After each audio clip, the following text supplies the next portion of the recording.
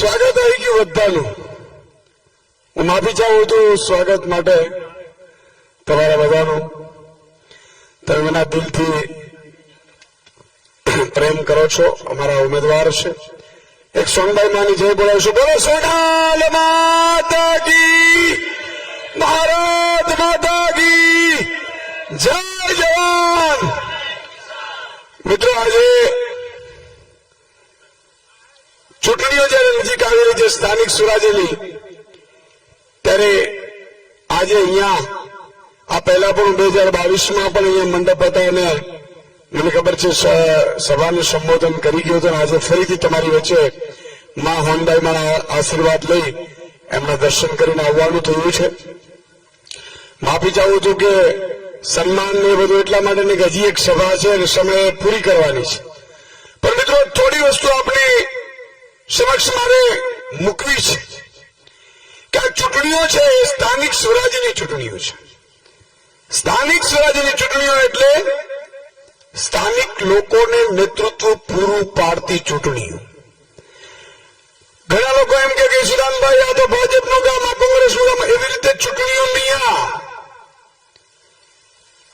તમારા રોડ રસ્તા આજે હું સવારથી સાહેબ ફરી રહ્યો છું ચોટીલાના મત વિસ્તારમાં. તમને ખરેખર ધન્યવાદ આપવા પડે, નમન કરવું પડે. આ રસ્તામાં તમે જીવો છો. આ કેળ એક થઈ જાય એમ છે. અને તમારા બૈડિયા છે ને બહુ મજબૂત છે. ભગવાન તમને મજબૂત રાખે. મને એટલું બધું આજે દુઃખ થયું મિત્રો, આ વિસ્તારમાં ફરી રહ્યો હતો. ઘણી જગ્યાએ સિંચાઈની પાણીની વ્યવસ્થા નથી. લોકો એમ કહે કે સુદાનભાઈ પાણી અહીંયાથી આવવું જોઈએ. રોડ રસ્તા સારા નથી. કોઈ ઠેકાણે મેં સારી સ્કૂલ જોઈ નહીં, કોઈ સારી વ્યવસ્થા જોઈ નહીં. ગામડામાં પણ જ્યાં ઉભા હોઈએ તો ધૂળની ડમરીઓ ફેફસામાં 500 ગ્રામ ઘૂસી જાય એવી હાલત છે. છતાંય જો આપણે એ જ વિચાર કરતા હોઈએ કે ના હું તો ભાજપનો છું, તો મિત્રો યાદ રાખજો, હવે ભગવાન કૃષ્ણ કે ભગવાન રામ તમને બચાવવા નહીં આવે. તમારે જાતે જાગૃત થવું પડશે. સમય જુઓ તમે. આજે ખેડૂતોને ભાવ નથી મળતા. ખેડૂત રાડો પાડે છે. એવું કહેવામાં આવ્યું હતું 2014માં, એવું કહેવાતું હતું કે ભાઈ ખેડૂતોને સ્વામિનાથન કમિશનના રિપોર્ટ પ્રમાણે ભાવ મળવો જોઈએ. મિત્રો, એ ભાવ નરેન્દ્રભાઈ મોદીએ તત્કાલીન પ્રધાનમંત્રી ડોક્ટર મનમોહનસિંહને લખ્યું હતું કે મારા ખેડૂતોને, ભારતના ખેડૂતોને, ગુજરાતના ખેડૂતોને સ્વામિનાથન કમિશનના રિપોર્ટ પ્રમાણે ભાવ મળવા જોઈએ. અને એ જો મળે તો 2560 રૂપિયા મગફળીના થાય. કપાસના પણ ભાવ એટલા જ થાય. પણ મિત્રો, દુઃખ સાથે કહેવું પડે છે કે ભાવ તો ન મળ્યા.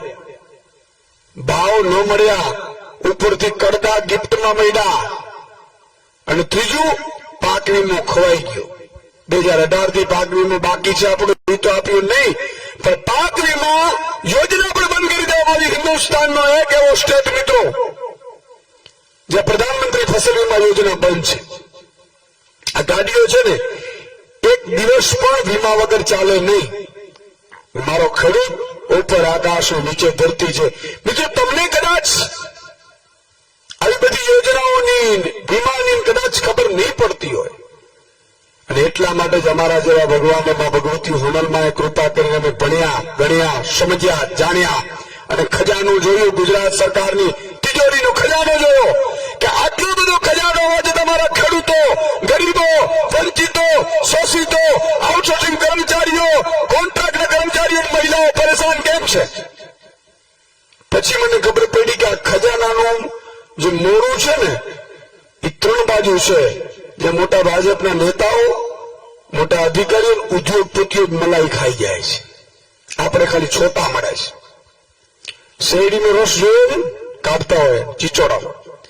શેરડીનો રસ તમે આમ શેરડી નાખો ચીચોડામાંથી એટલે રસની ધારાવાહી થાય. પછી શેરડીને મરડી નાખવામાં આવે, પછી પાછું નાખે, પછી ત્રીજી વાર મરડી નાખવામાં આવે, પાછું નાખે, ચોથી વાર મરડી નાખવામાં આવે અને હાવ રસનું ટીપ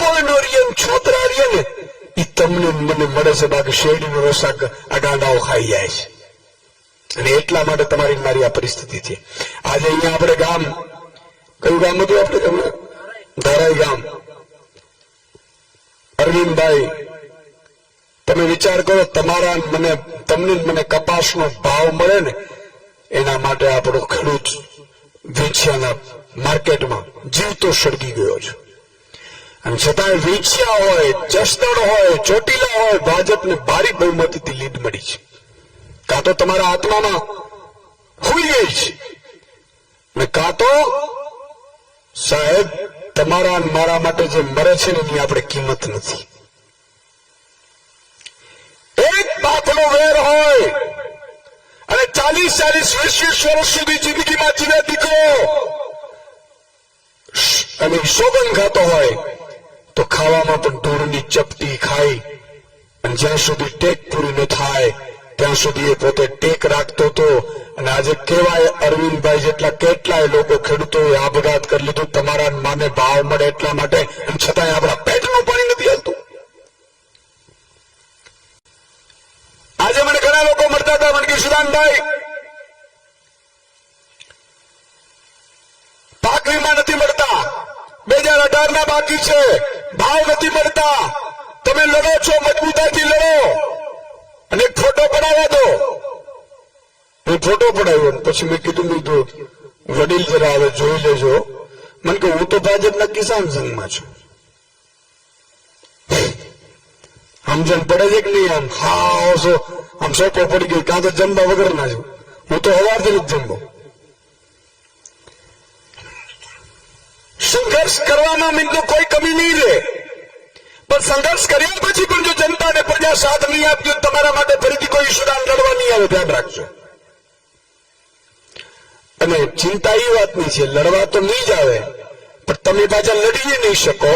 અને લડી નહીં શકો ને તો ગામે ગામ વાંઢાઓની સંખ્યા વધી જશે.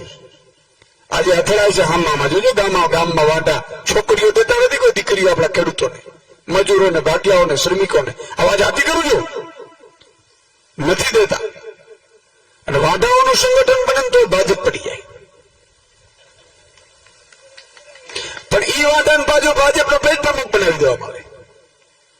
એને એમ થાય કે વાંધો છે, બિચારાને ખબર નથી કે ભાજપના કારણે રહ્યો છું. હવે કેમ રહ્યો છો ને એનો મારે તમને પ્રૂફ આપવો છે. ઘણા લોકો મને એમ કહે છે સુદાનભાઈ તમે આવશો તો શું કરશો ને? ઘણા ભાજપના જે ટેકાના ભાવના સેન્ટરો લેતા હોય ને એ 2 મહિના મગફળી ખરીદે ને એમાં 1.5 કરોડ રૂપિયો કમાઈ લે, પછી ચૂંટણીઓમાં વાપરતા હોય. તો એવું કે ગમે ગામમાં બેઠા હોય ને એટલે ખબર પડે કે ગામ હાવ વિરોધ થઈ ગયું ભાજપથી. પછી એવું કે ત્રણેય પાર્ટી હરખી છે, કાંઈ કરવા જેવું છે નહીં. હું કામ ખબર એને ખબર છે બધા હવાણામાં જાય તો ભાજપ એવું, કોંગ્રેસ એવું, આમ આદમી એવું, એમ કરીને બધા નેતા આવે ને રહ્યા જાય ને લઈ લે કરી લે.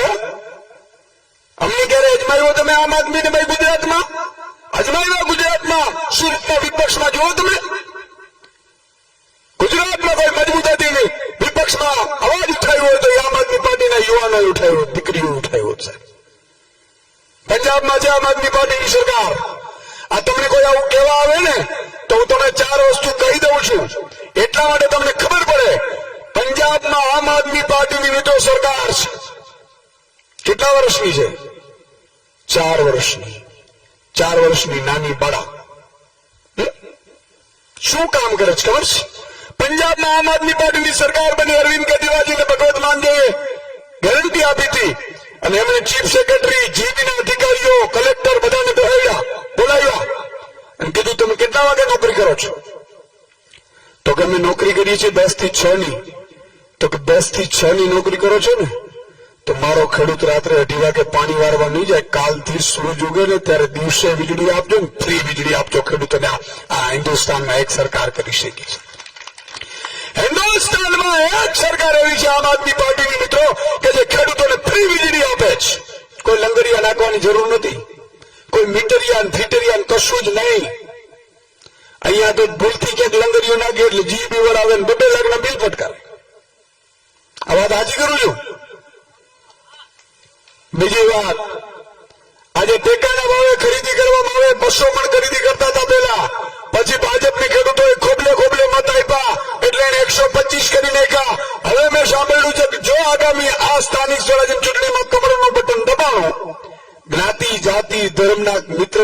માસીના કાકાના કહેવાથી તો યાદ રાખજો, માત્ર 40 મણ મગફળી ખરીદવાનું આ લોકો નક્કી કરશે એવું મેં સાંભળ્યું છે. બાકીની મગફળી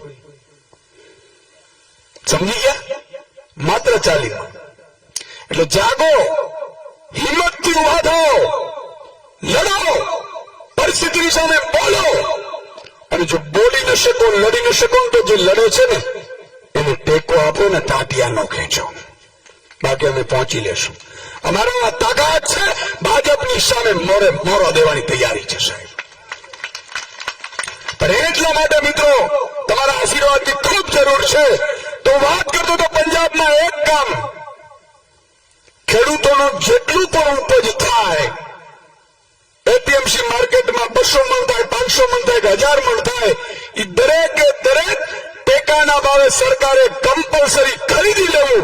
અને વેપારી પણ જો ખરીદવા છે તો ટેકાના ભાવેથી 1 રૂપિયો પણ ઓછો ખરીદી ન કરી શકે. એટલું નહીં, જો કરે ને તો જેલમાં નાખી દે અને સેમ ડે રૂપિયા ખાતામાં આપી દે એવી વ્યવસ્થા પેદા કરી છે આમ આદમી પાર્ટીએ સાહેબ. કરી બતાવ્યું ભાજપ, કરી બતાવ્યું. હું એમ કહું છું, ઘણા ભાજપ એમ કહે વિશ્વનાથભાઈ તમે ગમે એટલા ખેડૂતોને જાગૃત કરો, અમારા અડધા ગામ અમારા જ છે. મેં કીધું એમાં બકરા હલાલ થવા આવતો તમે શું કરીએ છીએ? પણ આપણે જનતાને જાગૃત કરવાનું, જનતાને આત્મા જગાડવાનું અમે કામ કરી શકીએ, બીજું કઈ ન કરી શકીએ. આજે આપણી સરકાર નથી. આમ આદમી પાર્ટીમાં 2022માં આમ આદમી પાર્ટીની સરકાર બની તો એક ઝલક ખાલી સાંભળી લો. હું હોત આ તમારા રસ્તા છે ને યાલા ગ્રાન્ડ રસ્તા બની ગયા, કોઈ ધૂળની ડમરી ક્યાં ચડતી ન હોત. આમ આદમી પાર્ટીની સરકાર હોત તો ખેડૂતોનું દેવું માફ થઈ જાય અને ટેકુડિયું નહીં, ડાયરેક્ટ તમને ભાવ ફેર સીધા ખાતામાં જમા થતા હોવાની વ્યવસ્થા પેદા કરી દે સાહેબ. એટલું નહીં, તમારા ખેતરમાં પોલીસ આવે, થાંભલાવાળા આવે, બેફામ પડે, મરજી પડે તો ઉભા પાકને ઉભું કરે ને એની વ્યવસ્થા નહીં. કલેક્ટર કે ડીએસપી ની તાકાત નથી ખેડૂતને પૂછ્યા વિના ખેતરમાં ઘૂસી શકે સાહેબ. આવા કાનૂન લાવત. એનાથી મોટી વાત વીજળી ફ્રી મળત, દિવસે મળત ને પૂરેપૂરી 8 કલાક વિધાઉટ એક ઝટકે મળત સાહેબ. એટલું નહીં, તમારા ગામમાં અંગ્રેજી મીડિયમની સ્કૂલો બનવાની શરૂ થઈ જાય, ગોકુળિયા ગામ બની જાય, ચારે બાજુથી સુંદર હરિયાળી હોય એવા ગામ બની જાય, તોડું બદલી શકે એવા પાણી મળત. તમારા ઘરે પણ જેમ વિદેશમાં ખેડૂતો સુખી છે, અમેરિકન, ઇઝરાયલ એવા ગામડા બનાવત ને એવા ખેડૂતોને તૈયાર કરત કે સામેથી 20 વીઘાનો માલિક હોય ને તો નોકરી કરતો એની દીકરી ન આપે, પણ 20 વીઘાના માલિકની દીકરી આપવા માટે સામેથી એનો બાપ આવે એવી વ્યવસ્થા પેદા કરત છે. પણ આપણે બોરવાઈ જઈએ છીએ. આજે પંજાબમાં આપણે અહીંયા જે લાઇટનું બિલ આવે છે એ ક્યાંક 20 રૂપિયાના આવે, 200 રૂપિયા આવે, 500 રૂપિયા આવે, 1000 રૂપિયા આવે, પણ આવે તો છે ને બિલ 30 વર્ષનો દાંડો છે. અહીંયા ભાજપની સરકારને 30 વર્ષ થયા છે, બરોબર કે નહીં? આમ આદમી પાર્ટીની 4 વર્ષની સરકાર છે. તમામ પંજાબવાસીઓના 2 મહિનાનો બિલ આવે 600 યુનિટ, વીજળી ફ્રી છે 600 યુનિટ, 0 બિલ આવે 95% પંજાબવાસીઓને. એકવાર તાળીઓ થઈ જાય એના માટે 4 વર્ષની સરકારમાં. તો હું એમ કહું છું ત્યાં થઈ શકે છે, તો અહીંયા કેમ ન થઈ શકે ભાઈ? પણ અહીંયા એટલા માટે નથી થતું કે આપણામાં એકતા નથી. આપણે મામો ઉભો હોય ભાજપમાં એટલે હાલો રાત્રે ભરી જાય, આમ જતા લઈને આમ આદમી ફરતો, મામાની ટિકિટ મળી એટલે ભાણિયું મામા ભેગો કુવામાં, ભાણિયો જાય, દેરાણી જાય, જેઠાણી જાય, સાટુભાઈ જાય, જમાઈ જાય, બધું ભરી જાય. તમે વિચાર કરો, માહો વેચાય છે એ જીતાઈ જાય પાછા. આપણી આત્મા છે ને એને જગાડવાની જરૂર છે કે આવું કેમ થાય છે. અમે તો લડીશું 2 વર્ષ 5 વર્ષ, પણ 5 વર્ષ ગુજરાત પાછળ રહી ગયું ને. ત્રીજી વસ્તુ, પંજાબમાં મહિલાઓ, માતાબેન દીકરીઓ છે, 4 વર્ષની સરકાર છે, દલિત સમાજની મહિલાઓને મહિને 1500 રૂપિયા અને બાકીની મહિલાઓને મહિને 1000 રૂપિયો. જેમ કલેક્ટરને ને ડોક્ટર, એન્જિનિયરને જે પગાર આવે મહિને સરકારીને ટીક ટીક કરીને, એમ પંજાબની 18 વર્ષથી ઉપરની મહિલાઓના ખાતામાં મહિને 1000 અને 1500 રૂપિયા મેસેજ પડે છે તમારા ખાતામાં આવી ગયા, વ્યવસ્થા પેદા કરી છે. હવે 3 મહિલાઓ આપણા ઘરમાં હોય કે 4 મહિલાઓ હોય, 1500 મળતા 6000 રૂપિયા મળે તો અનાજ કરિયાણો તેલનો દૂધનો બિલ ભરાઈ જાય કે ન ભરાઈ જાય? ભાઈ કોઈને હાથ લાંબો કરવો પડે? એમાં ફરક એટલું જ છે, પેલાની સરકાર ઉદ્યોગપતિઓને આપતી, જેમ આપણે ગુજરાત સરકાર આપે છે ઉદ્યોગપતિઓને. અદાણીભાઈને 2 લાખ હેક્ટર જમીન જોઈએ તો મળી જાય રૂપિયા, પણ તમને મને એક બાજુનો શેઠાનો પ્લોટ ન આપે. ખબર છે? ખરાબાનો ખરાબો ન આવે, નહીં થાય. ખરાબો ન આવે, નહીં ખરાબો તમને ન મળે, તમને ન મળવા પાત્ર. લે એવું કામ ખબર છે ને, અહંકાર આવી ગયો છે. મિત્રો, ચોથી વસ્તુ મારે આપણે કરવી છે કે પંજાબમાં 117 વિધાનસભા, જેમાં 100 વિધાનસભામાં આલા ગ્રાન્ટ ટોપ ક્લાસ સ્કૂલો બનવા માંડી છે. બની ગઈ છે આમ તો 100 વિધાનસભા. સાહેબ, તમને તમારા બાળકને આપણે ભણાવી નહીં શકીએ ને તો તમારી પેઢી જેમ ખેડૂતની મજૂરની શ્રમિક રહીને એમ ભાગ્યાન મજૂર રહ્યા ને એવો તો દીકરો રહેશે. એટલે આ લોકો તો એવું જ ઈચ્છે છે. આજે મારા બાપુજીએ મને ભણાવ્યો, ઈશુદાન ગઢવીને ભણાવ્યો, ઈશુદાન ગઢવી ભણ્યો, પત્રકાર થઈ ગયો, જાણ્યો, યોજનાઓ જાણી, અભ્યાસ કર્યો. ગાંધીનગરમાં મેં પત્રકાર તો કર્યું, કાયદા કાનૂન કેમ મને મેં સાંભળ્યા, જાણ્યા, જોયા, કેટલું બજેટ છે, કઈ રીતે વપરાય છે, આ બધું જાણ્યું. પછી મને ખબર પડી કે સરકાર પાસે તો ખજાનો છે, પણ આનો મોરો છે ને અલગ જગ્યાએ. હું રાજનીતિમાં આવ્યો છું ને મોરો બદલવા માટે આવ્યો છું. જે દિવસે આમ આદમી પાર્ટીની સરકાર બનશે ને ત્યારે તમે અહીંયા તમારા ગામમાં ઢોકળવામાં ફટાકડા ના ફૂટો તો ઈશુદાન ગઢવીને સાહેબ ફટ છે, રાજનીતિમાં આવ્યો. આવી વ્યવસ્થા પેદા કરવા માટે રાજનીતિમાં આવ્યા છે, લઈ થોડું લેવું છે. ચોથી વસ્તુ કે સાહેબ, આજે આ ચૂંટણીઓ છે ને અસ્તિત્વની લડાઈ છે. આ ચૂંટણીઓ માત્ર ભાઈ આ તો ભાજપ છે કોંગ્રેસ છે તાલુકા જિલ્લાની ચૂંટણી નથી. આ ચૂંટણીમાં ભાજપ વાળા ચેક કરવાના છે કે હજી ખેડૂતો, મજૂરો, શ્રમિકો અમારી જોડે છે. આટલું બધું અત્યાચાર કર્યા પછી પણ કે એ લોકો એક થઈ ગયા છે. આ જોવા માટેની ચૂંટણીઓ છે. તમે મત આપ્યો કમરના બટનમાં ટીક કરીને એટલે એ લોકો છૂટાયા અને બીજા જ દિવસે સ્માર્ટ મીટર નામનું ગલકું તમારા ઘરે આવી જાય. આ સ્માર્ટ મીટરની તમને ખબર નહીં તો કહી દઉં. સ્માર્ટ મીટર એવું છે કે વીજળીનું બિલ જેમ પ્રીપેડ મોબાઈલ હોય ને એવી રીતે આવી જાય. અને ક્યારેક ક્યારેક તો લાખનું બિલ આવે ને 2 લાખનું બિલ આવે ને આપણે ફરિયાદ કરવા જાવ તો કઈ અરજી આપી દો, અરજી આપી દો. સરકારી કચેરીઓમાં કોઈ સાંભળતું જ નથી. ઇવન ભાજપના ધારાસભ્યોને નથી સાંભળતું. બોલો, ભાજપના ધારાસભ્યો એમ કે અમારું કઈ સાંભળતું નથી તો ડોબાઓ હોગામ અમારી જગ્યા રોકીને બેઠા જાવ. આ પણ ઝલક મારી દઈએ અમે. જુઓ રાજનીતિ કેમ થાય. અધિકારીઓ તમે જુઓ, અધિકારી શાસન આવી ગયું છે અને આઈએએસ ને આઈપીએસ ને બેફામ બની ગયા છે. આ લોકોના 4 હાથ છે. પણ મિત્રો, રાવણ ખરાબ નહોતો, પરંતુ સતત સત્તા મળી એટલે રાવણ ખરાબ થયો. કંસ રાવણ તો પેલા શિવ ભક્ત હતો, ચેક કરી લેજો. દિલાભાઈ ગાયે કેટલા બધા ગુણગાન લખ્યા છે. શિવ ભક્ત હતો રાવણ, પરંતુ સતત સત્તા આવી એટલે અહંકારી થયો. પેલા 30 વર્ષ પહેલા કોંગ્રેસની સરકાર હતી, 30 વર્ષ રહી, અહંકાર આવ્યો, પ્રજાએ એને જાકારો આપ્યો, ભાજપની લાવ્યા. ભાજપને આજે 30 વર્ષ થયા, એ જ સમય છે 30 વર્ષનો. ફરીથી અમને અહંકાર આવ્યો છે. અત્યારે જો તમે ગુંડાઓ, લુખાઓ, લપંગાઓ બેફામપણે ઉમેદવારોને ખેંચાવે છે, રૂપિયા આપે છે, બિનરીત કરે છે, ધમકીઓ આપે છે, નીકળતો નહીં તો તારા ઘર પાડી દેશું, આવું કહે છે ખુલ્લે આમ. 30 વર્ષ કોઈને શાસન ન અપાય. 2027માં આમ આદમી પાર્ટીની સરકાર બને તો કહીને જાઉં છું, માતાજીની સાક્ષીએ, કે 15-20 વર્ષે આમ આદમી પાર્ટીની સરકાર બદલી નાખજો, ને તો ત્યાં રાવણ અને કંસ ભરાઈ જાય. કાયમી સુદાન હોય એવું જરૂરી નથી. બરોબર છે ને? એટલા માટે કહું છું, પરિવર્તન સંસારનો નિયમ છે.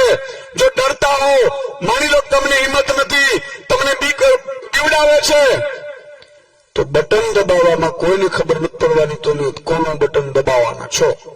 અંદર જઈને ઝાડુનું બટન. હવે અમારા ઉમેદવારો છે, રમેશભાઈ જાડા છે, અજીતભાઈ ખોરાણી છે, બરોબર છે, આ જિલ્લા પંચાયત આ તાલુકા પંચાયતના છે.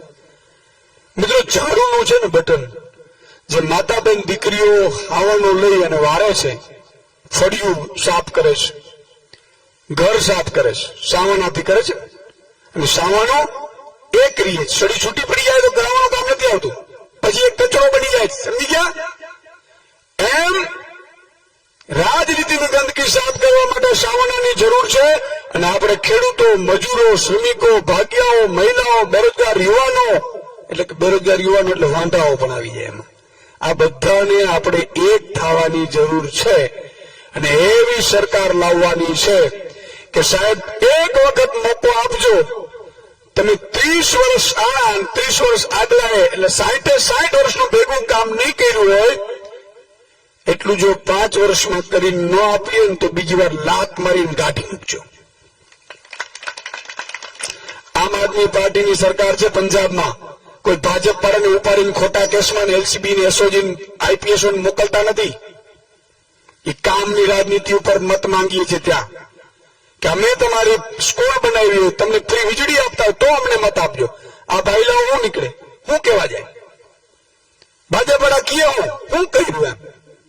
એટલે શું કરે ખબર છે?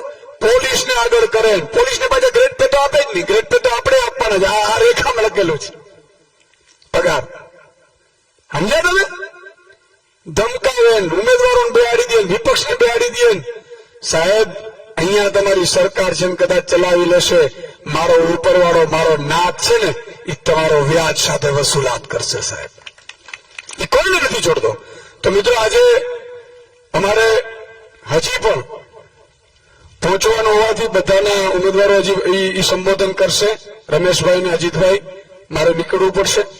જય માતાજી. છેલ્લે મને એટલું વચન આપો, તમે તો લોકો આવ્યા છો મતદાન કરવાના છો, પણ બીજા 10-10, 15-15 મતદાન તમારે કરાવવાના છે. તમારા પરિવારના જેઠાણી, દેરાણી, વેવાઈ, વાલો, સાડુ જેમ ભાજપ વાળા કરે છે ને આપણે કરવું પડશે. સંગઠન કરશો કે નહીં? હાથ જુદો કરીને મને કયો જોઈએ.